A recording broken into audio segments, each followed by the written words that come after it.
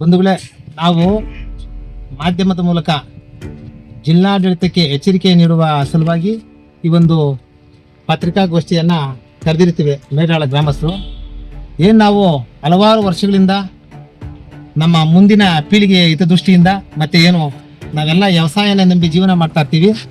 ಇದನ್ನೆಲ್ಲ ಮನಗಂಡು ನಾವು ಸುಮಾರು ವರ್ಷಗಳಿಂದ ನಮ್ಮ ಬೆಟ್ಟದ ತಪ್ಪಿನಲ್ಲಿ ಜಿಲ್ಲಿ ಕಚೇರಿಗಳು ಇರಬಾರ್ದು ಅಂತ ಹೋರಾಟಗಳು ಮಾಡ್ಕೊಳ್ತಾ ಬರ್ತಾ ಇದ್ದೀವಿ. ಆದರೆ ಜಿಲ್ಲಾಡಳಿತ ಯಾವುದೇ ಥರ ಸ್ಪಂದಿಸ್ತಾ ಇರಲ್ಲ. ಮತ್ತೆ ಮೊದಲಿನಿಂದನೂ ಈ ಮೇಡ್ಯಾಳ ಸರ್ವೆ ನಂಬರ್ 24ರಲ್ಲಿ ಸೊನ್ನೇಗೌಡ ಎಂಬುವರ ಜಿಲ್ಲಿ ಕ್ರಷರ್ ಮತ್ತು ಕ್ವಾರಿ ನಡೀತಾ ಇರ್ತದೆ. ಅದರಿಂದನೇ ಮೇಡ್ಯಾಳ ಗ್ರಾಮಕ್ಕೆ ಬಹಳ ತೊಂದರೆ ಆಗ್ತಾ ಇರ್ತದೆ. ಮತ್ತೆ ಒಂದು 3 ವರ್ಷದ ನಂತರ ನಾಗನಾಳ ಸೋಮಶೇಖರ್ ಅವರಿಗೆ ಜಿಲ್ಲಾಡಳಿತ ಜಲ್ಲಿ ಕ್ರಷರ್ ಮತ್ತೆ ಕ್ವಾರಿಗೆ ಅನುಮತಿ ಕೊಟ್ಟಿರ್ತಾರೆ. ಈ ಎರಡೂ ಜಲ್ಲಿ ಕ್ರಷರ್ಗಳಿಂದ ರೈತರಿಗೆ ಮತ್ತೆ ಗ್ರಾಮಸ್ಥರಿಗೆ ಬಹಳ ತೊಂದರೆ ಆಗ್ತಾ ಇರ್ತದೆ. ಇದರಿಂದ ಬರುವ ವಿಷಪೂರಿತ ಗಾಳಿಯಿಂದ ರೇಷ್ಮೆ ಬೆಳೆಗಳು ಬೆಳೆಯಕ್ಕಾಗ್ತಾ ಇರ್ತಾರಲ್ಲ, ಮತ್ತೆ ಆ ವಿಷಪೂರಿತ ಗಾಳಿಯನ್ನು ನಾವು ಉಸಿರಾಡೋದ್ರಿಂದ ಹಲವಾರು ಹೃದಯ ಸಂಬಂಧಿ ಕಾಯಿಲೆಗಳು, ಕ್ಯಾನ್ಸರ್ಗಳು ಮತ್ತೆ ಹಲವಾರು ಸೀಮೆ ಹಸುಗಳು ಮೃತಪಟ್ಟಿರ್ತವೆ. ಇದನ್ನೆಲ್ಲ ಮನಗಂಡು ನಾವು ಇದೇ ತಿಂಗಳು 9ನೇ ತಾರೀಕು ಮೇಡ್ಯಾಳ ಗ್ರಾಮದಿಂದ ಸುಮಾರು 20 ಕಿಲೋಮೀಟರ್ ಮೇಡ್ಯಾಳ ಗ್ರಾಮದಿಂದ ಕೋಲಾರದ ಮಾನ್ಯ ಜಿಲ್ಲಾಧಿಕಾರಿಗಳ ಕಚೇರಿವರೆಗೂ ಜಾನುವಾರುಗಳು ಸಹಿತ ಕಾಲ್ನಡಿಗೆ ಜಾಥಾವನ್ನು ಹಮ್ಮಿಕೊಂಡಿರ್ತೀವಿ. ಹಮ್ಮಿಕೊಂಡು ಮಾನ್ಯ ಡಿ ಸಿ ಅವರಿಗೆ ನಾವು ಮನವಿ ಕೊಡಬೇಕು ಅಂತ ಸಂಜೆ 7 ಗಂಟೆವರೆಗೂ ಕಾದು, ಬಹಳ ತಾಳ್ಮೆಯಿಂದ ಕಾದು ನಮ್ಮ ನೋವುಗಳನ್ನ ಮಾನ್ಯ ಜಿಲ್ಲಾಧಿಕಾರಿಗಳಿಗೆ ತಿಳಿಸಿ ಮನವಿಯನ್ನ ಕೊಟ್ಟಿರ್ತೀವಿ. ಅವರು ಒಂದಷ್ಟು ಗಡುವು ತಗೊಂಡಿರ್ತಾರೆ. 1 ವಾರದ ಒಳಗೆ ನಾವು ಈ ಜಿಲ್ಲಿ ಕೃಷಿಗಳನ್ನ ಸ್ಥಗಿತಗೊಳಿಸ್ತೇವೆ, ಕಾನೂನು ಕ್ರಮ ಕೈಗೊಳ್ತೇವೆ ಅಂತ ಮಾನ್ಯ ಜಿಲ್ಲಾಧಿಕಾರಿಗಳು ನಮಗೆ ಆಶ್ವಾಸನೆ ಕೊಟ್ಟಿರ್ತಾರೆ. ಮತ್ತೆ ಅದಾದ 10ನೇ ತಾರೀಕು ಸೊನ್ನೇಗೌಡರು ದನಮಟ್ಟಿನಲ್ಲಿ ಗ್ರಾಮಸ್ಥರನ್ನ ಮತ್ತೆ ಕೆಲವು ಶ್ರೀನಿವಾಸಪುರದಿಂದ ಕರೆಸ್ಕೊಂಡು ಮತ್ತೆ ಕೆಲವು ಕೂಲಿ ಕಾರ್ಮಿಕರಿಗೆ ಹಣ ನೀಡುವುದ್ರ ಮುಖಾಂತರ ಮತ್ತೆ ದೇವಸ್ಥಾನ ಕಟ್ಟಿಕೊಡ್ತೀವಿ ಅಂತ ದನಮಟ್ಟಿನಲ್ಲಿ ಗ್ರಾಮಸ್ಥರಿಗೆ ಆಶ್ವಾಸನೆ ನೀಡುವುದ್ರ ಮುಖಾಂತರ ಮೇಡಾಳಕ್ಕೆ ಕಂಟಕಪ್ರಾಯ ಆಗಿರೋ ಜಿಲ್ಲಿ ಕ್ರಷರು ಬೇಕು ಅಂತ 10ನೇ ತಾರೀಕು ಮಾನ್ಯ ಜಿಲ್ಲಾಧಿಕಾರಿಗೆ ಮನವಿ ಕೊಟ್ಟಿರ್ತಾರೆ.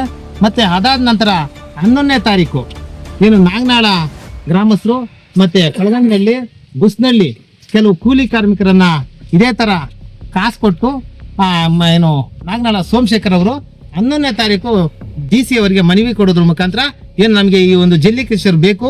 ಈ ಜಲ್ಲಿ ಕ್ರಷರ್ ಅಲ್ಲಿ ಸ್ಥಳೀಯರು ಅಂದ್ರೆ ಈ ನಮ್ಮ ಗ್ರಾಮಸ್ಥರು ನಾಗನಾಳದವರಾಗ್ಬೋದು, ಮೇಡಾಳದವರಾಗ್ಬೋದು, ದನಮಟ್ಟಿನಲ್ಲಾಗ್ಬೋದು, ಸ್ಥಳೀಯರು ಅಲ್ಲಿ ಕೂಲಿ ಮಾಡಿ ಜೀವನ ನಡೆಸ್ತಾ ಇರ್ತೀವಿ.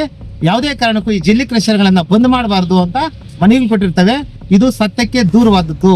ಯಾಕಂದ್ರೆ ಯಾರು ಸಹಿತ ಇಲ್ಲಿ ಸ್ಥಳೀಯರು ಆ ಜಿಲ್ಲಿ ಕ್ರಷರ್ಗಳಲ್ಲಿ ಕ್ವಾರಿಗಳಲ್ಲಿ ಕೆಲಸ ಮಾಡ್ತಾ ಇರಲ್ಲ. ಇವರೆಲ್ಲ ಅನ್ಯ ರಾಜ್ಯದವರು ಅಂದ್ರೆ ಬೇರೆ ರಾಜ್ಯದವರು, ಬಿಹಾರಿಗಳು ಮತ್ತೆ ಮಹಾರಾಷ್ಟ್ರವರು ಮತ್ತೆ ತಮಿಳುನಾಡವರು ಬೇರೆ ಬೇರೆ ರಾಜ್ಯದಿಂದ ಕೆಲಸ ಮಾಡ್ತಾ ಇರ್ತಾರೆ. ಯಾರು ಇಲ್ಲಿನ ರೈತರು ಹೋಗಿ ಅಲ್ಲಿ ಕೂಲಿ ಕೆಲಸ ಮಾಡ್ತಾರಲ್ಲ, ಅದರಿಂದ ಜೀವನ ನೀಡುತ್ತಾರಲ್ಲ. ಅದಕ್ಕೋಸ್ಕರ ಮಾನ್ಯ ಜಿಲ್ಲಾಧಿಕಾರಿಗಳು ಈ 10ನೇ ತಾರೀಕು ದನಮಟ್ಟಿನಲ್ಲಿಯವರು, 11ನೇ ತಾರೀಕು ನಾಗನಾಳ ಗ್ರಾಮಸ್ಥರು ಮನವಿ ಕೊಟ್ಟಿದ್ದಾರೋ ಆ ಮನವಿಗಳನ್ನ ತಿರಸ್ಕೃತ ಮಾಡಬೇಕು. ಇದು ಸತ್ಯಕ್ಕೆ ದೂರವಾದದ್ದು. ದಯಮಾಡಿ ಇವುಗಳನ್ನ ತಿರಸ್ಕೃತ ಮಾಡಿ ನಿಜವಾಗ್ಲೂ ವ್ಯವಸಾಯನ ನಂಬಿಕೊಂಡು ಮತ್ತೆ ರೇಷ್ಮೆ ಮತ್ತೆ ಹೈನುಗಾರಿಕೆನ ನಂಬಿಕೊಂಡು ಮೇಡ್ಯಾಳ ಗ್ರಾಮಸ್ಥರು ಜೀವನ ಮಾಡ್ತಾ ಇರ್ತೀವಿ. ಈ ಮೇಡ್ಯಾಳಕ್ಕೆ ತೊಂದರೆ ಆಗ್ತಾ ಇದೆ. ದಯಮಾಡಿ ಈ ಒಂದು ಮನವಿಗಳನ್ನ ತಿರಸ್ಕೃತ ಮಾಡಿ ಮೇಡ್ಯಾಳ ಗ್ರಾಮಸ್ಥರಿಗೆ ನ್ಯಾಯ ತೋರಿಸ್ಕೊಡ್ಬೇಕು. ಮತ್ತೆ ಈ ಜಲ್ಲಿ ಕ್ರಷರ್ಗಳು ಮತ್ತೆ ಕ್ವಾರಿಗಳನ್ನ ಸ್ಥಗಿತಗೊಳಿಸಬೇಕು. ಇಲ್ಲವಾದ ಪಕ್ಷದಲ್ಲಿ ಈ 9ನೇ ತಾರೀಕು ನಾವು ಬರೀ ಊರಿನ ಒಂದು ಕಾಲ್ಭಾಗ ಜನ ಬಂದಿದ್ವಿ, ಜಾನುವಾರುಗಳು ಜಾಸ್ತಿ ಬಂದಿರಲಿಲ್ಲ. ನೆಕ್ಸ್ಟ್ ನೀವೇನಾದ್ರೂ ಗಣಿ ದನಗಳಿಗೆ ಅನುಕೂಲ ಆಗೋ ರೀತಿಯಲ್ಲಿ ಒಂದು ಆದೇಶಗಳು ಹೊರಡಿಸಿದ್ರೆ, ನಮ್ಮ ಊರಿನ ಗ್ರಾಮಸ್ಥರಿಗೆ ಏನಾದ್ರೂ ತೊಂದರೆ ಆಗೋ ತರ ಆದೇಶ ಹೊರಡಿಸಿದ್ರೆ ನಾವು ಮುಂದಿನ ದಿನಗಳಲ್ಲಿ ದೊಡ್ಡ ಮಟ್ಟದಲ್ಲಿ ಈಗ ನಾವುಗಳು ಮತ್ತೆ ಈ ಅಕ್ಕ ತಂಗಿಯರು, ಹೆಂಡತಿ, ಮಕ್ಕಳು, ಪ್ರತಿಯೊಂದು ಜಾನುವಾರುಗಳು, ಕುರಿ, ಕೋಳಿ, ಮೇಕೆ, ಸೀಮೆ ಹಸುಗಳು ಎಲ್ಲಾ ಸಹಿತ ಒಂದು 60-70 ಏಸ್ ಗಾಡಿ ಆಗ್ಬೋದು, ಟೆಂಪುಗಳಾಗ್ಬೋದು ಮತ್ತೆ ಟ್ರಾಕ್ಟರ್ಗಳಾಗ್ಬೋದು ಎಲ್ಲ ಬಂದು ಅನಿರ್ದಿಷ್ಟಾವಧಿ ಅಂದ್ರೆ ಹಗಲು ರಾತ್ರಿ ನಾವು ಅಲ್ಲೇ ಅಡಿಗೆ ಮಾಡ್ಕೊಂಡು ಅಲ್ಲೇ ತಿನ್ಕೊಂಡು ನಾವು ಅಲ್ಲೇ ಇದ್ಬಿಡ್ತೀವಿ. ಯಾಕಂದ್ರೆ ಇದೇನಾಗಿದೆ ಅಂದ್ರೆ ನಮ್ಮ ಹೋರಾಟ, ನಮ್ಮ ಊರನ್ನ ನಾವೇ ಉಳಿಸ್ಕೊಳ್ಬೇಕು. ನಮ್ಮ ಊರು ನಮ್ಮ ಹಕ್ಕು, ನಮ್ಮ ಬೆಟ್ಟ ನಮ್ಮ ಹಕ್ಕು, ಈ ತರ ಘೋಷಣೆಗಳು ಕೂತ್ಕೊಂಡು ನಾವು ಅನಿರ್ದಿಷ್ಟಾವಧಿ ಧರಣಿ ಮಾಡ್ತೀವಿ ಅಂತೇಳಿ ಈ ಸಂದರ್ಭದಲ್ಲಿ ಜಿಲ್ಲಾಡಳಿತಕ್ಕೆ ಮನವಿ ಮಾಡೋದಲ್ಲ, ನಾವು ಎಚ್ಚರಿಕೆ ನೀಡ್ತಾ ಇದೀವಿ. ಮುಂದಿನ ದಿನಗಳಲ್ಲಿ ನಾವು ಜಿಲ್ಲಾಧಿಕಾರಿ ಕಚೇರಿ ಮುಂದಿಗೆ ಜಾನುವಾರುಗಳು ಸಹಿತ ದೊಡ್ಡ ಮಟ್ಟದಲ್ಲಿ ಅನಿರ್ದಿಷ್ಟಾವಧಿ ಧರಣಿ ಮಾಡ್ತೀವಿ ಅಂತ ನಾವು ಈ ಗ್ರಾಮಸ್ಥರ ಪರವಾಗಿ ಜಿಲ್ಲಾಡಳಿತಕ್ಕೆ ಎಚ್ಚರಿಕೆ ನೀಡ್ತಾ ಇದ್ದೀವಿ ಬಂಧುಗಳು.